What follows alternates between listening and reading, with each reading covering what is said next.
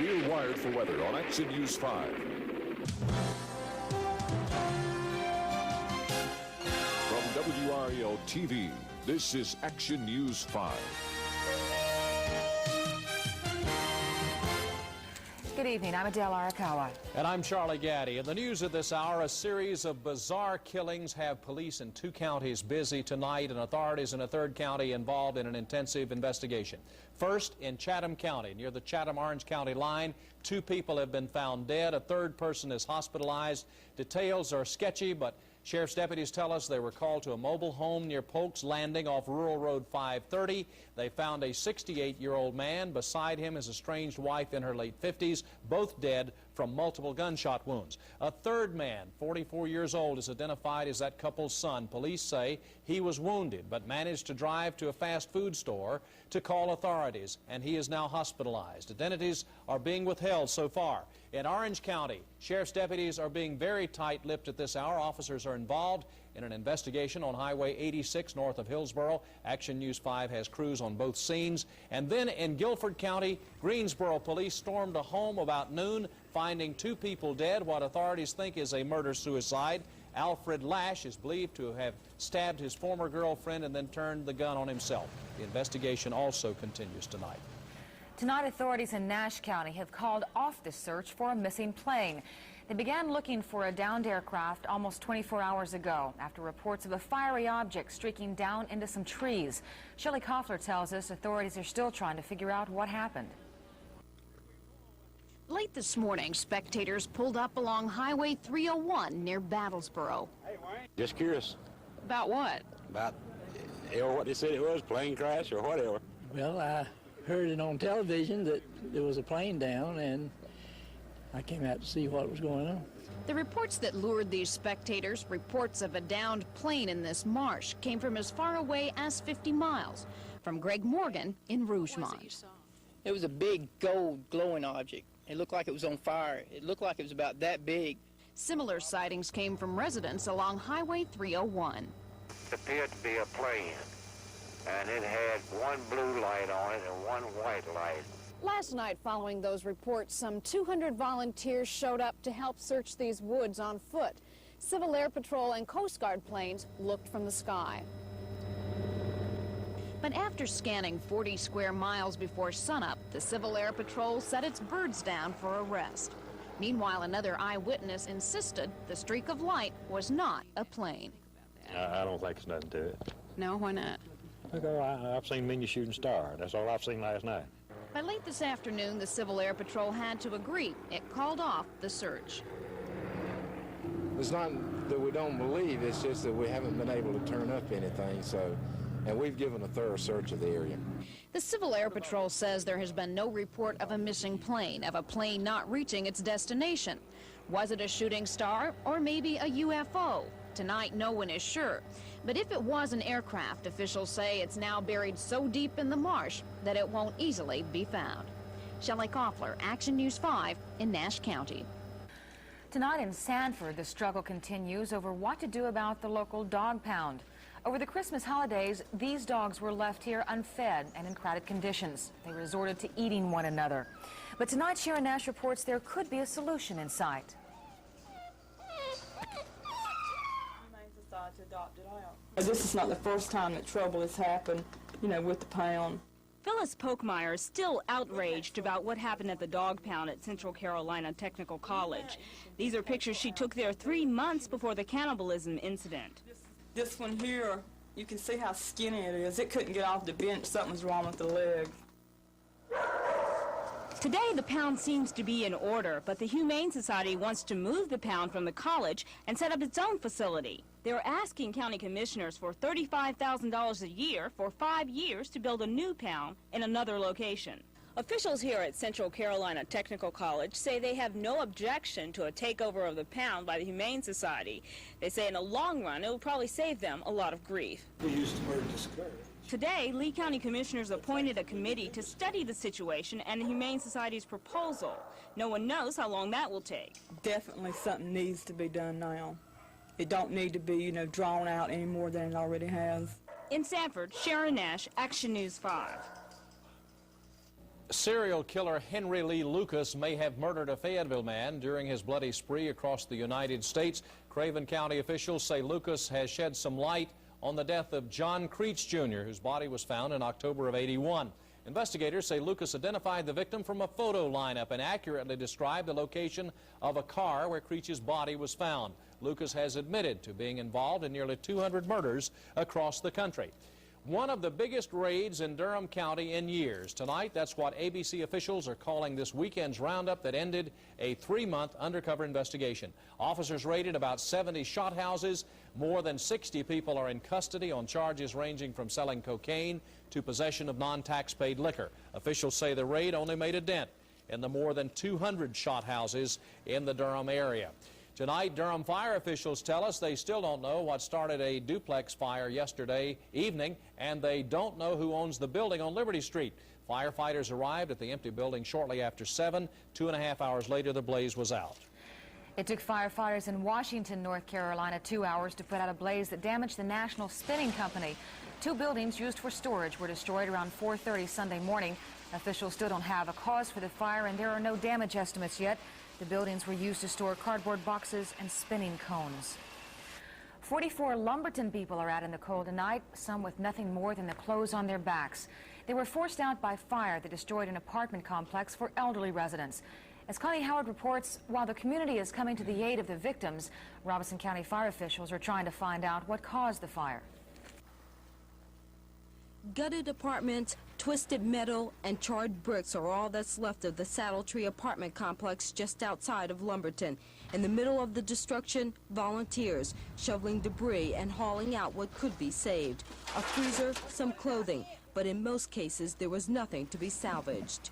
Late Saturday morning, fire broke out in one of these apartments. Firemen responded and thought they had the blaze out, but flames smoldered inside and sparked new fires.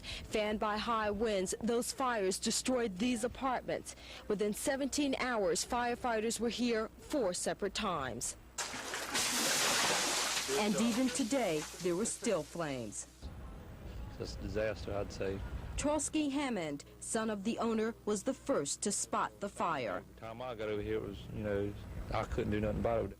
It looked pretty rough. It was so much heat, and the wind was going right the direction, right down to the apartments. 44 elderly people are homeless, 36 apartments gone.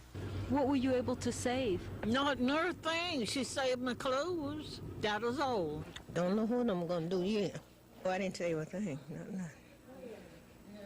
What are you going to do now? Well, I don't know about needing somewhere to stay. But already the community is reaching out. Boxes of donated clothes have poured in. Family and friends have opened their homes. Loads of bricks are coming in so volunteers can begin repairs. Sylvia Hammond says whatever it takes, her husband plans to rebuild. Did you have insurance? We had some, but not enough to cover this. So what are you going to do? Just hope and pray that we can take one day, each day as it comes. But no one's thinking dollars and cents tonight. This fire could have claimed lives, but it did not. And for that, residents are thankful. In Lumberton, Connie Howard, Action News 5. Coming up on Action News 5, we'll break down this weekend's pomp and circumstance in terms of dollars and cents. And Jim Long breaks down a barrier to begin what he sees as a new era in the State Insurance Commissioner's office. Stay with us.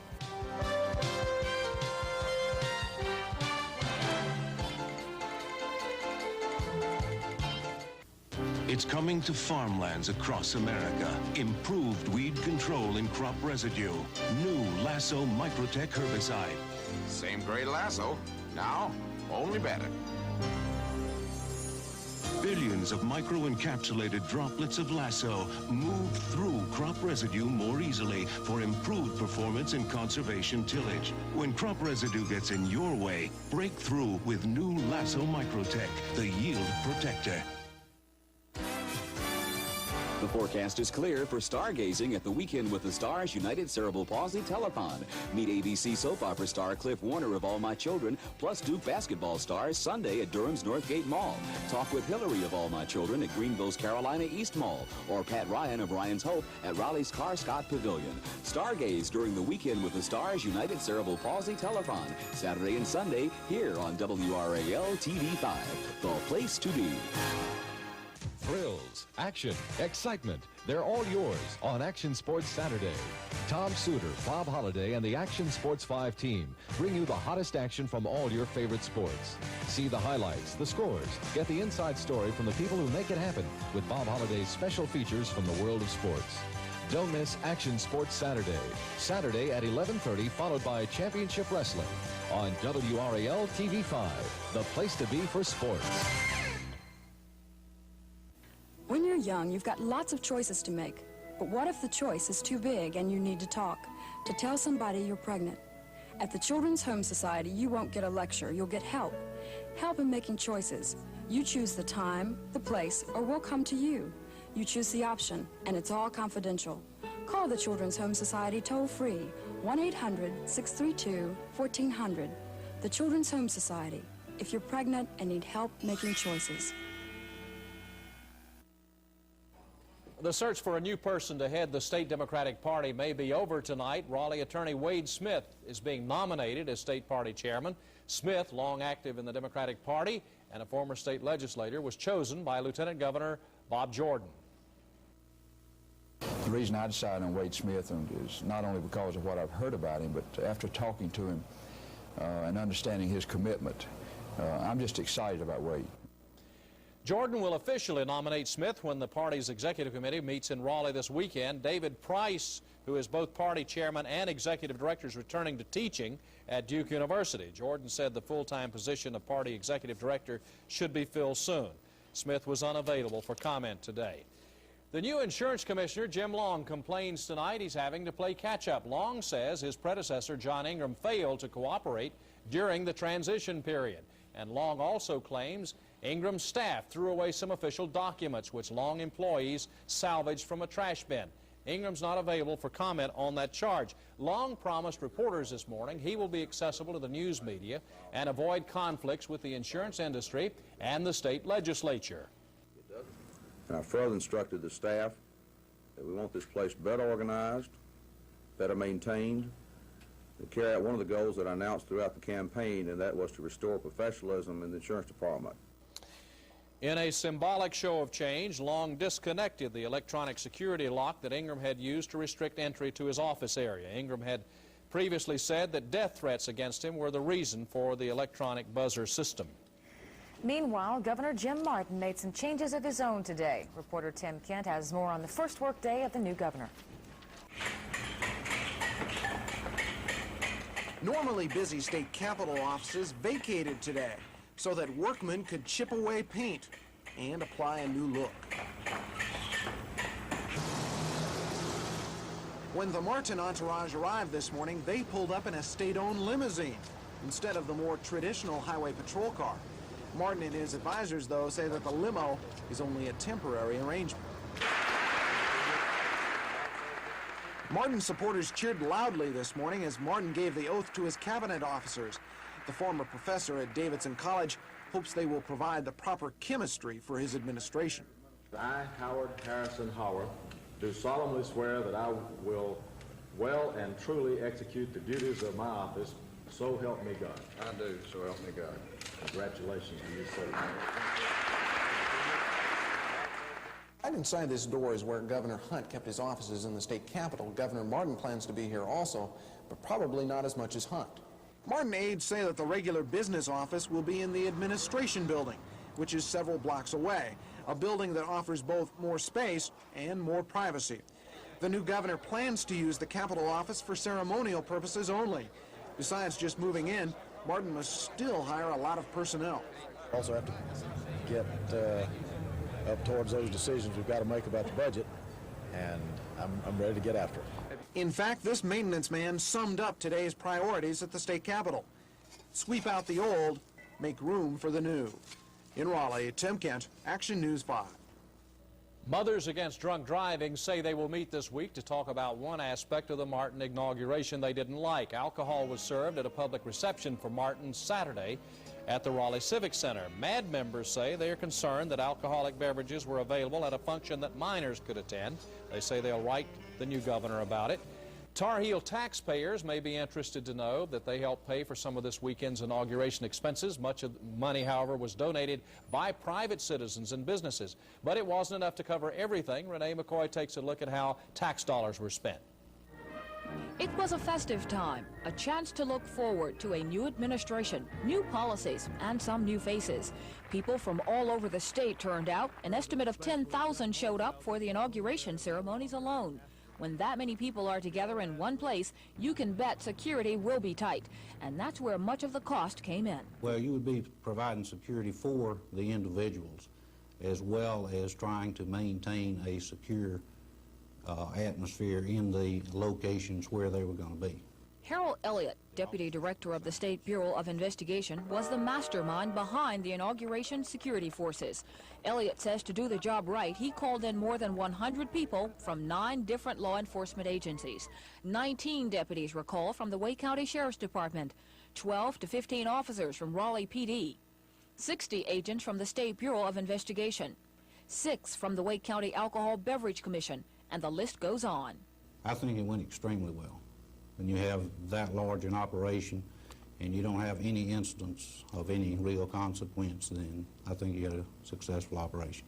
The State Highway Patrol had its share of duties during the long 3-day event. Officials say more than 100 troopers from 8 different troops across the state were involved, and they put in a lot of long hours and plenty of overtime. Those troopers acted as escorts during the parade and drove the convertibles carrying top state officials. But the lion's share of the manpower came from the state's National Guard, a total of 530 people, from helicopter pilots to auxiliary personnel. Now that those are the numbers, how much did it cost? The final figures won't be in for at least 3 days, but $51,000 of state money had been set aside, while $125,000 came from private donations. In Raleigh, Renee McCoy, Action News 5. Well, I'm going to be a full-time lawyer, and I'm excited about being in the private sector now, but That's how former Governor Jim Hunt feels about his new career. We'll talk to him about life after politics and what his future holds. Still ahead on Action News 5, are tests to screen blood donors for the disease AIDS foolproof? That story on Medical Newsline. And just how much do these college students know about the world around them? We'll have those stories and more when we come back.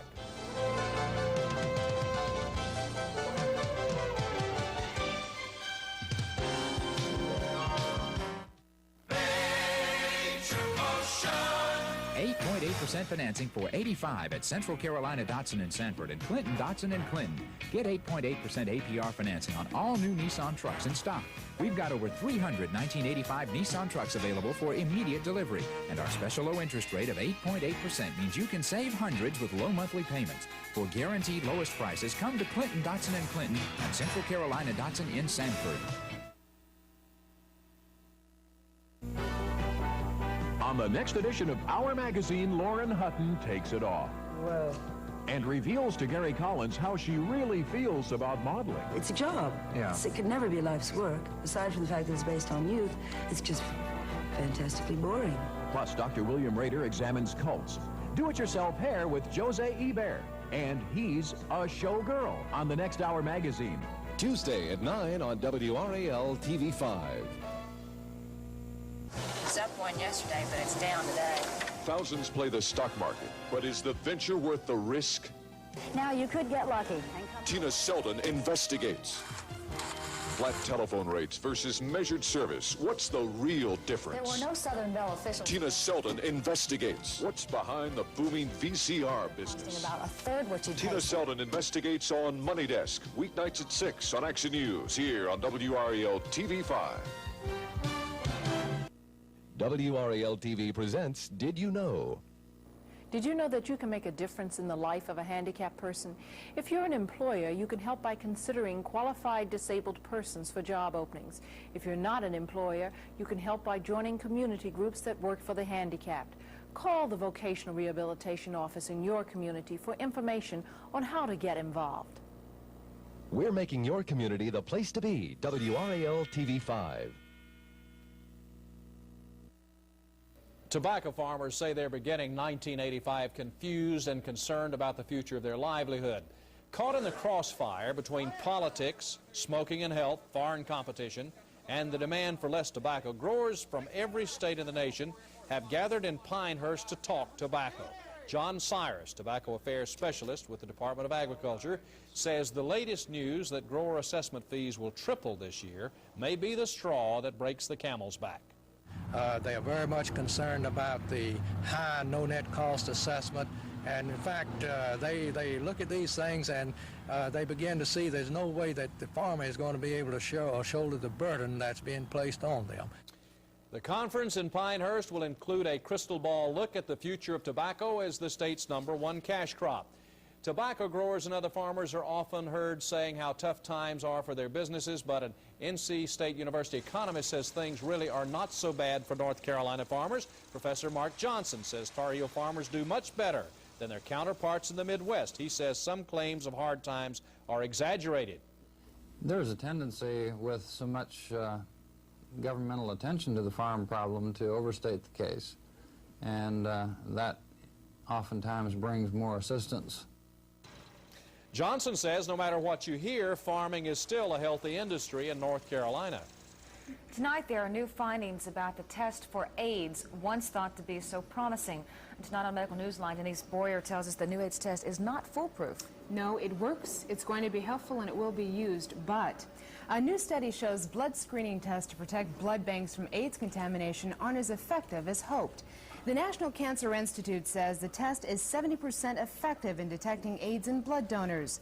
The test is designed to pick out antibodies against acquired immune deficiency syndrome. But research shows the body doesn't always produce the antibodies even if AIDS is present. Doctors say AIDS tests aren't the ultimate answer. A doctor predicts freezing human embryos for later implantation in the womb is a wave of the future. Doctors at Yale New Haven Hospital say they will ignore the controversy surrounding this issue and begin doing the procedure. I checked with some local hospitals, and those I checked with aren't planning to freeze embryos simply because of the controversy. There are several legal questions involved with freezing embryos. What rights do they have? What if their parents die before they're implanted? Right to Life activist and Apex attorney Paul Stam says frozen embryos do have rights. Live here in North Carolina, of course, a child from fertilization doesn't, by our law, have a right to live until he's born.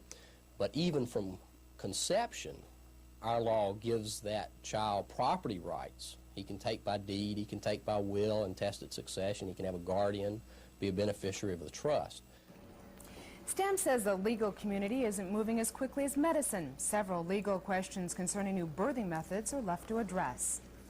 Younger patients in professional managerial positions are more likely to return to work following a stroke than blue-collar workers. The Bowman Gray School of Medicine in Winston-Salem studied 379 stroke victims.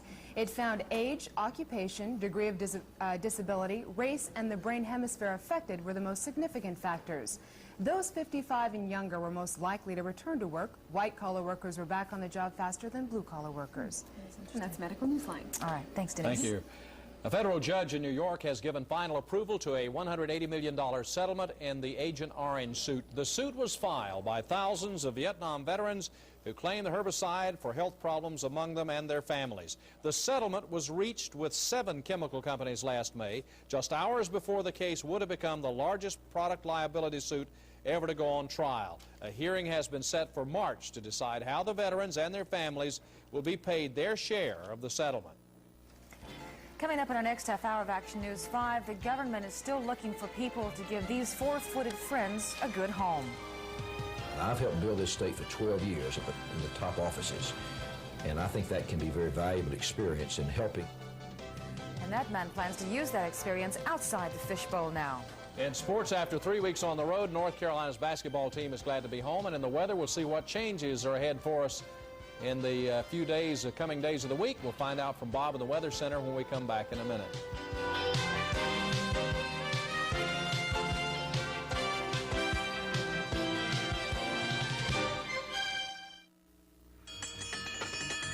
Come and get it. The lowest factory-sponsored truck financing. 8.8% on any new 85 Nissan truck.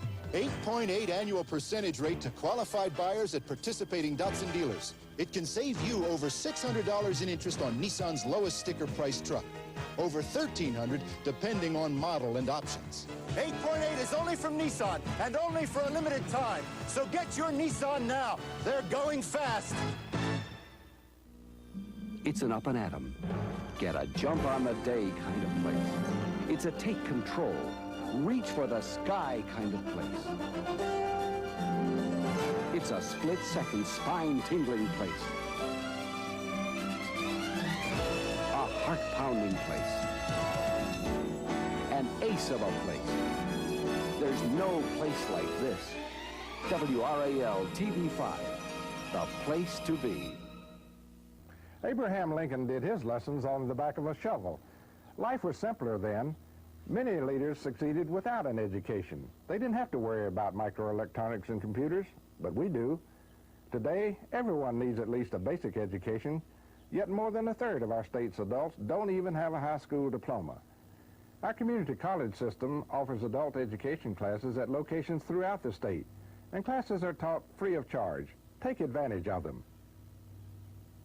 Because of your support, at North Carolina's Centers for United Cerebral Palsy, you'll find giving, caring, sharing.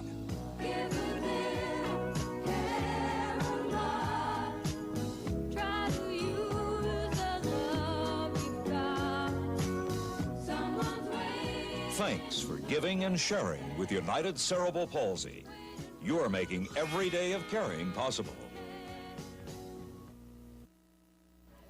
Good news for skiing lovers. North Carolina ski resorts say pack up your skis and head on up to the west. It's cold enough to make snow, and most of North Carolina's ski resorts are opening. 7 of the 10 resorts open today, and if the weather stays cold, the rest of them will follow suit. Warm weather in December and earlier this month made snowmaking impossible. Look at that. Look at that, Adele. That looks beautiful, yeah. I could, I would. Yeah, let's see what Bob says, what we have in store for the beginning of the week. You're right, cold.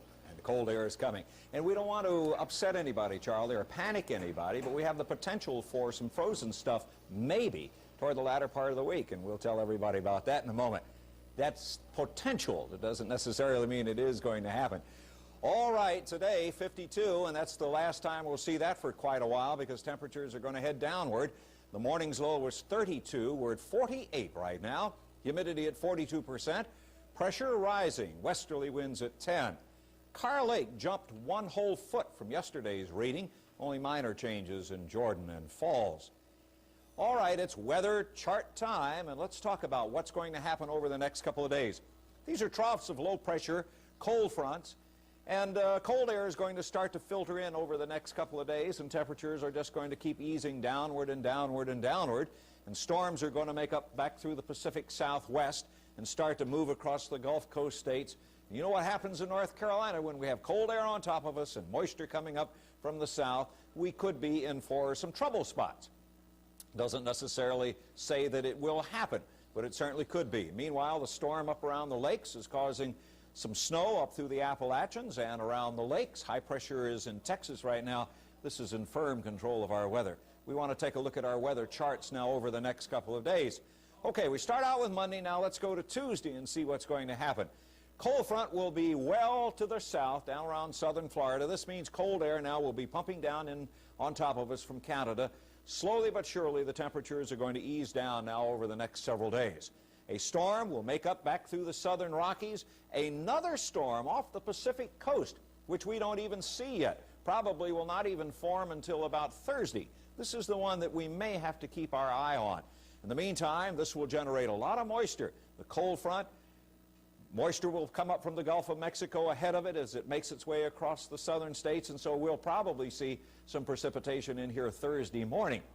If the temperatures are cold enough Thursday morning, it could begin as sleet, freezing rain, and that other word I'm not even going to mention yet because we're not even quite sure. And it'll probably be Wednesday before we have a good handle on these. These things are very, very unpredictable. Wednesday, the trough of low pressure will be coming right on down on top of us. Again, cold air will just reinforce what already is here. Then we take a look at these moisture-laden storms as they start to make their way across the Gulf Coast states. And if this is the case now by Friday, and we get this situation starting to develop and it starts to move up the coast, then we could see something else besides rain. And again, that Pacific Coast storm, the one that we're really interested in, is not even showing on the weather map by Wednesday as yet. These are computer model forecasts that indicate that these things have a potential for happening. But we'll just have to wait and see what really does happen. By Wednesday, I think we'll have a pretty good handle on it. Now, in the 50s down along the coast, in the 40s elsewhere, except at Asheville where it's 39, 48 degrees in the triangle now. Clouds are either here or it's fair to partly cloudy around the state, and temperatures are going to ease on downward now for the next several days. So let's take a look at our forecast and show you that what we've made up so far in the Weather Center, and say first for tonight, under basically partly cloudy skies, temperatures will ease on down to about 40 degrees later on tonight, probably by 11 o'clock. Last night we had a low of 32, tonight 30, a little cooler. Again, partly cloudy skies, no real big deal, except the cold air tomorrow will start to reinforce itself. Temperatures only moving up into the upper 30s by mid-morning. We will see the sunshine. Today we were in the low 50s.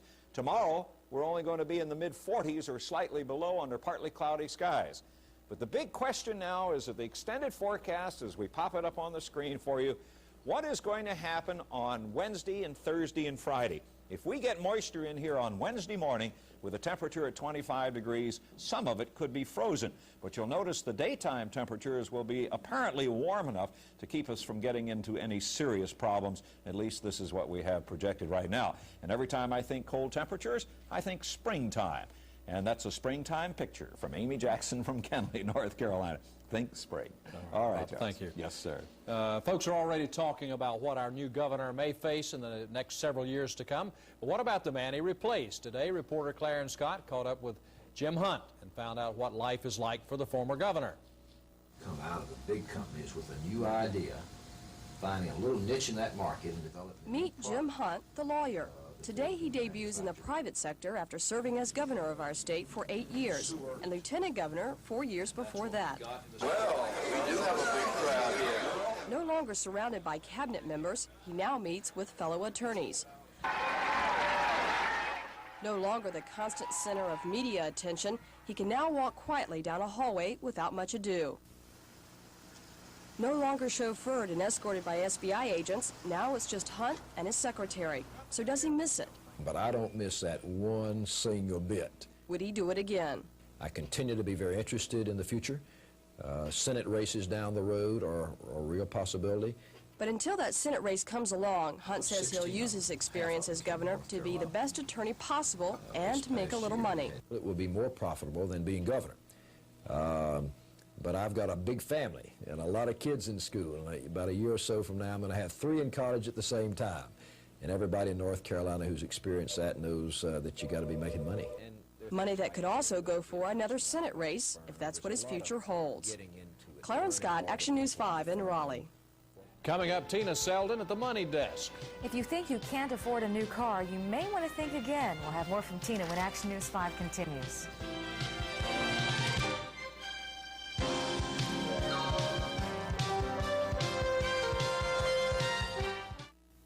Anyone can get hemorrhoids, and when you get them, I got them. Do something about them. I don't know. Preparation H works naturally. Yeah, but can it relieve this painful flare-up? Naturally. I'll try it. Preparation H has 100% natural active ingredients. It often relieves the itch and pain for hours, while it helps shrink the swelling of inflamed hemorrhoidal tissue. Preparation H. It worked. Naturally. I run this hotel. Extraordinary place. People from all walks of life, crossing paths, strangers, touching each other's lives. Sometimes for just a night, sometimes for a lifetime. Anything can happen to you here. James Brolin. He's with you on Hotel. We're with you on ABC with you. Now Now you can shine with the best of them on Weekend with the Stars Telethon for cerebral palsy. 21 hours filled with spectacular entertainment, hours of laughter, drama, music. See the biggest stars in show business joining in to make this year's Cerebral Palsy Telethon a huge success. Tune in right here to the United Cerebral Palsy Telethon and join in and shine with the best of them. Saturday and Sunday on WRAL TV5. Savor the beauty and splendor of Spanish still life painting at the North Carolina Museum of Art. They're proud to present an exhibit of 35 paintings by Luis Melendez, a man who created elegance from the simple foods and kitchen utensils used way back in 18th century Spain. You can see these paintings from major European collections starting January 12th, and the exhibit runs through March 10th. See it at the North Carolina Museum of Art. If you missed the horse adoption last month in Union County, you have another chance. The Federal Bureau of Land Management is sponsoring another sale of wild horses and burros later this month. The fee to adopt a horse is $125, and buyers must promise to give them a good home. If you're interested in buying one of the horses, the numbers to call are 703-274-0188 in Alexandria, Virginia, or 615-654-2180 in Cross Plains, Tennessee. Again, those numbers are 703-274-0188 or 615-654-2180. The sale is set for January 19th. 1984 was a terrific year for U.S. automakers. Car sales were up 17% over 1983. The 6 major U.S. automakers sold 8 million American-made cars last year and are looking forward to another big year in 1985. But those cars are more expensive than ever, so if you're in the market for a new car and don't think you can afford one, our Money Desk reporter says she might have some ideas for you. Charlie, as young as I am, I can remember when new cars cost about $3,000, believe it or not. And that was a lot of money then, and now they're around $10,000. You'd be hard-pressed to find one mid-sized car cheaper. Some people are buying used cars instead because they can't afford new ones. Well, there's a less expensive way to drive a new car, one you might have never considered. More and more people lease cars for private use and do save money. Readily, immediately, air conditioning, electronically tuned AM/FM stereo, automatic transmission. Shopping for a car. It's something most of us have to do at one time or another, whether we like it or not. And what kind of mileage does this one get? This one is rated by the EPA at 25 miles per gallon city, stop-start type driving, and 30 miles per gallon highway. We listen to the sales pitch, kick the tires, and seem to know much more about cars than we really do. You might notice that this particular engine is mounted transversely, or sideways, if you will. Oh yeah, I noticed that right away. After all is said and done, there's the price of the car and how to pay it. Now, if I could put $1,000 down, how much would the car cost me a month? Based on a 48-month period of financing, your payment would be approximately $226 per month. Well, that seems a little high. Is there anything else I could do? Yes, you could lease the car with only putting down $225 as a security deposit. You could have payments on the lease schedule of $180.34. So if I buy the car for $9,017, I'll have to put $1,000 down and pay $226 per month. If I lease, I pay a $225 deposit and pay $180 a month. That sounds like a good deal, but I'll be paying and never own anything. Well, you know, there's a lot of people who never really own their car when they think about it. The bank holds the title, they make payments, and they trade at the end of 3 years. And so have they really owned their car? And I think that's the question they've got to ask themselves when they compare it to leasing. This dealer leases about 20% of his cars and within 5 years expects to lease over 50%. You may want to consider leasing if you are in a moderate tax bracket, about 33%. If you don't itemize interest payments as a tax deduction. If you buy a new car every 3 to 4 years, and if you drive less than 15,000 miles a year. You can choose from 2 types of leases, open-end and closed-end. The closed-end is risk-free. You simply return the car when your lease expires. The open-end lease has lower monthly payments, but you may have to pay several $100s for depreciation when your lease expires. Closed-end leases are safer. It can't hurt to look into leasing, especially if you don't have down payment money, want lower monthly bills, and don't claim interest payments on your taxes. Be sure to read and understand the terms of the lease contract. A car lease can be very expensive to cancel if you change your mind. Some car buyers are making lower monthly payments by taking out 60-month auto loans. Now about 15% of all car loans are for 5 years instead of the previous limit of 4 years. Of course, you should consider how much interest you'd be paying before taking out a 60-month loan. It could be much more expensive in the long run. Car buyers are leaning toward larger, more expensive cars with more options. Though large and luxury cars are more expensive, sales were up as much as 52% on one model. In contrast, Ford showed only a 7% increase in the sale of small economy cars. But if you're looking for ways to save on that new car, consider a manual transmission. A national consulting firm reports that car owners can save $206 every year with a manual transmission. First, they're cheaper to buy than automatic transmissions, and they're more fuel efficient. So, Charlie, think about using a little more energy and saving a couple of $100s a year. As young as you are, you know how to shift gears on a car? Oh, yeah. Oh, Always okay. had a manual transmission in my car. Love to do that. All right, still ahead on Action News 5, talks over arms control continue. But what does that mean to the people of North Carolina? We'll find out when we come back.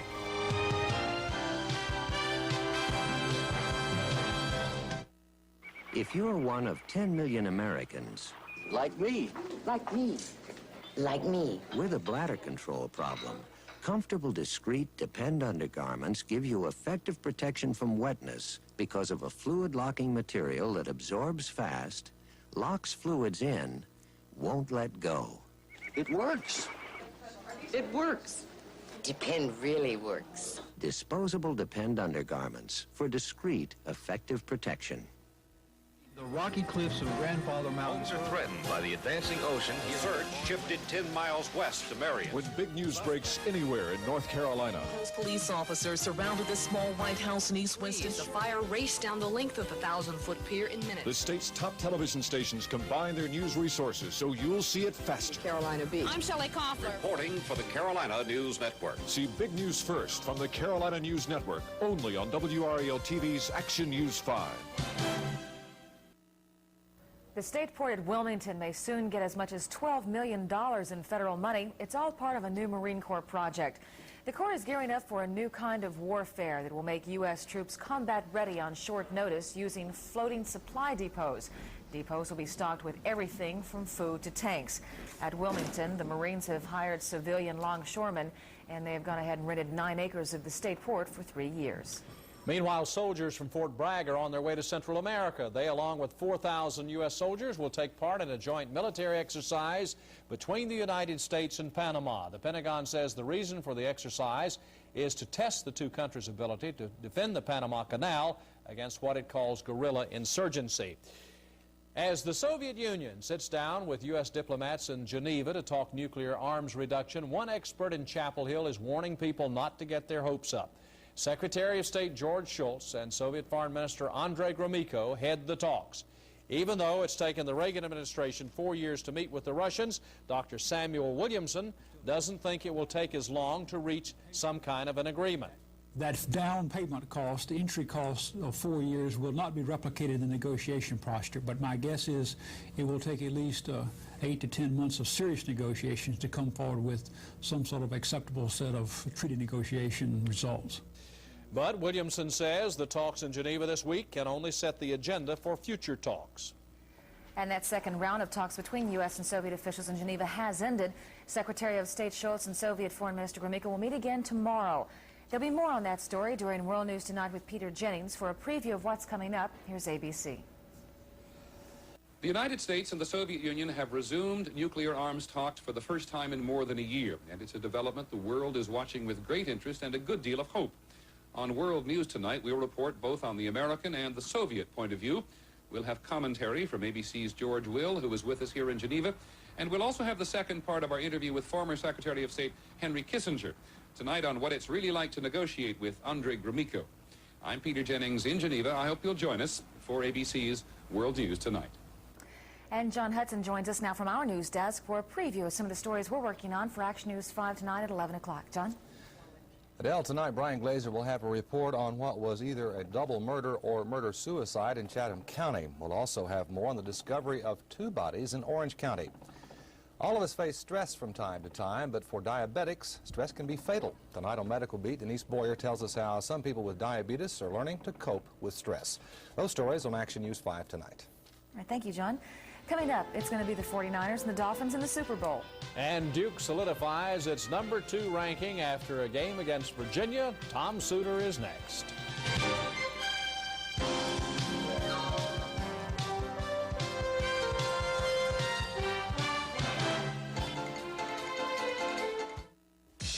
Natural Light, the beer with the taste for food, brings you the road to the Super Bowl. When Seahawks star Kurt Warner was lost for the year with an injury, wide receiver Steve Largent helped fill the void with his greatest season ever. Back to pass goes Craig. Boston in the end zone. Touchdown to Largent! Largent led the way as Seattle won the most games in its history and made the playoffs for the 2nd straight year. A happy journey on the road to Super Bowl 19. My favorite chicken recipe is the delectable chicken Monica. This is chicken, but it's the true art. Hello. Here's how we start. Hello, Monica. Don't hang up. I'll never do that again. How about dinner? Your place. I'll bring the beer. Natural Light, the beer with the taste for food. You know, the blue on the label matches your eyes. Yeah, all natural, less filling. It's Natural Light from Anheuser-Busch. And the gold on the label matches your hair. Thrills, action, excitement, they're all yours on Action Sports Saturday. Tom Suter, Bob Holliday, and the Action Sports 5 team bring you the hottest action from all your favorite sports. See the highlights, the scores, get the inside story from the people who make it happen with Bob Holliday's special features from the world of sports. Don't miss Action Sports Saturday. Saturday at 11:30, followed by Championship Wrestling on WRAL TV5, the place to be for sports.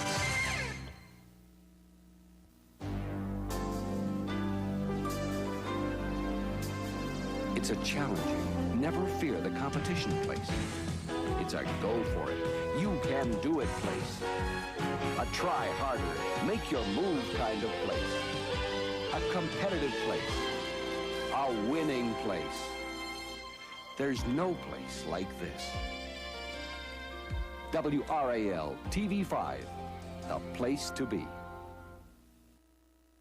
It looks like Tom brought his laundry for us to do. Well, no, I bought presents. I didn't buy them. I brought them for you and for Charlie and for Bob. A Greek bearing gifts, huh? You remember back in November, I went down to Stedman, North Carolina, to Stedman Junior High School, and they said they were going to send us a Christmas present. And they told me what it was going to be, and I said, great. Well, it arrived after Christmas. A little late. Now, they sent us these shirts right here. It has Stedman Junior High on it. Let's see if we can get a shot of this. Here's the Stedman Junior High, That's Ram nice. Pride.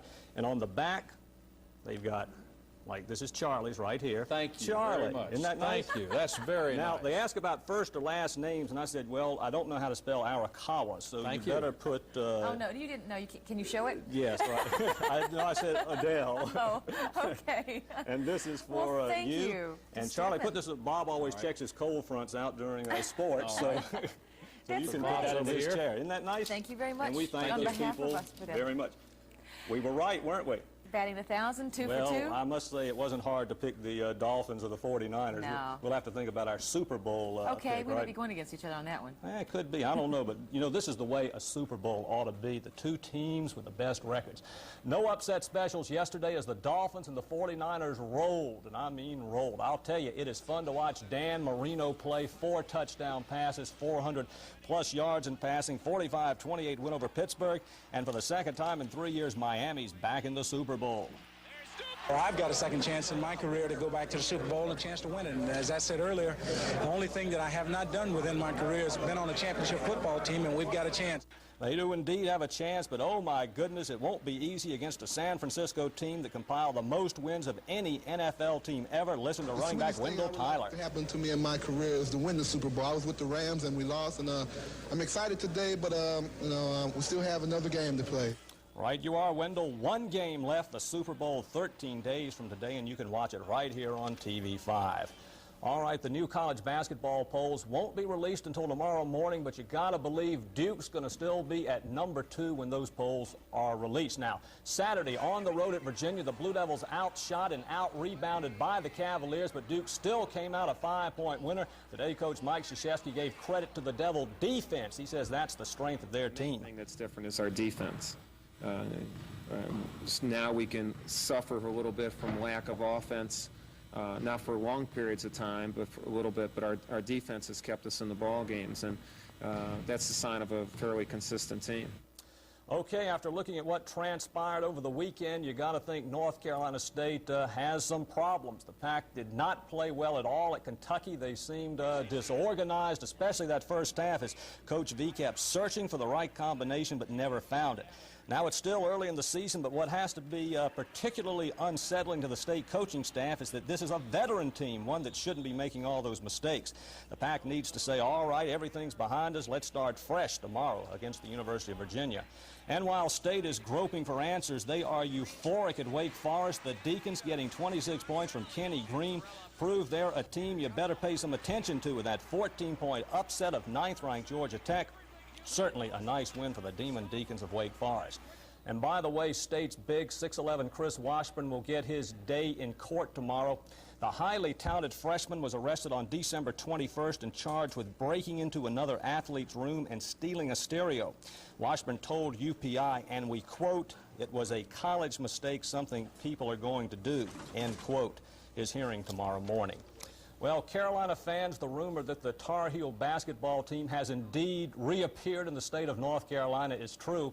After spending most of the holidays in exotic places like Japan, Hawaii, and Florida, UNC back practicing today in Carmichael Auditorium. Jay Jennings has more.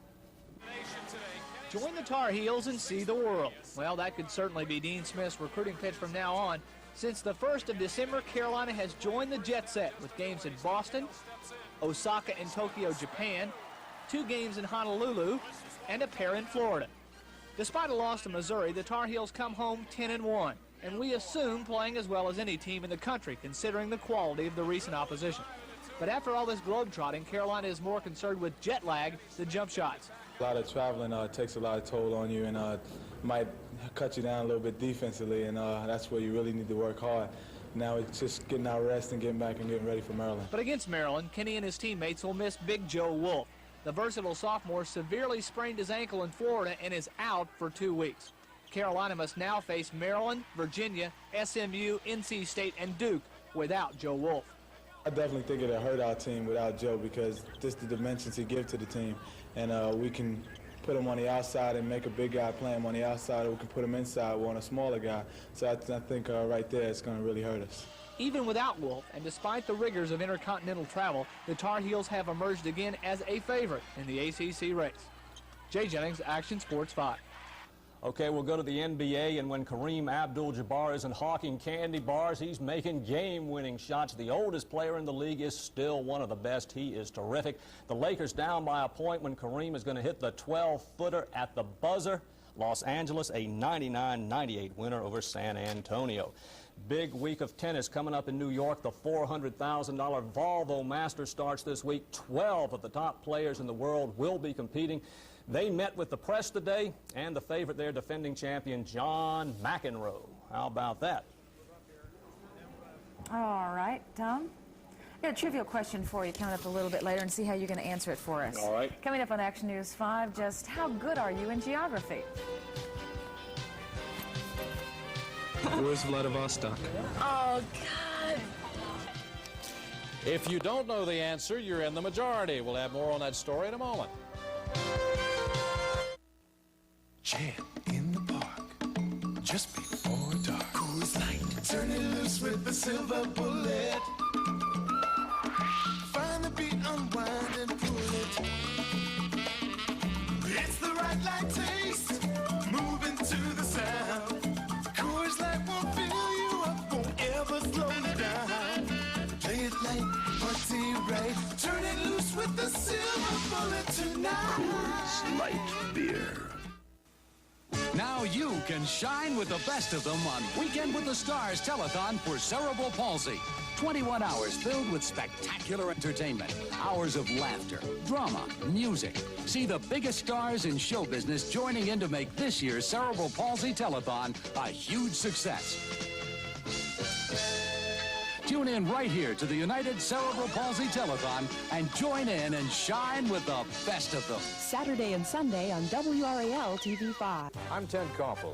Every weeknight on Nightline, we try to bring people together who are worlds apart to let them present their side on important issues and events. What happens can be enlightening, it can be exciting, and it could be one of those unique live moments that you won't see anywhere else. So watch Nightline weeknights at 11:30, following Action News at 11 with John Hudson and Adele Arakawa here on WRAL TV5 in North Carolina. We're the Art School of Carrboro, exploring and creating art from music to mime for kids, adults, senior citizens, and the handicapped. Now we're celebrating year number 10. 10 years of challenging the artistic spirit of our people. 60,000 people who filled our walls and reached out into the community. We're the Art School because of you. Support the Art School, Center for the Visual and Performing Arts.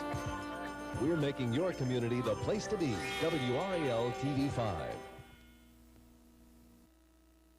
We'll be back with more news after tonight's WRAL editorial. Well, it's all over now, the inauguration of a new governor and council of state.